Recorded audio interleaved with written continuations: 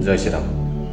देवगुरु बृहस्पति एवं ग्रहराज शनिंकर अवस्थान एवं दृष्टि को आधार करी पूर्वर जहाँ कहुଯାଇଛି जे शनि सर्वदा स्वस्थान प्रशस्ता एवं दृष्टिहंता एवं देवगुरु बृहस्पति सर्वदा स्वस्थान हंता दृष्टि प्रशस्ता ताहा सर्वदा ग्रहणीय नुह।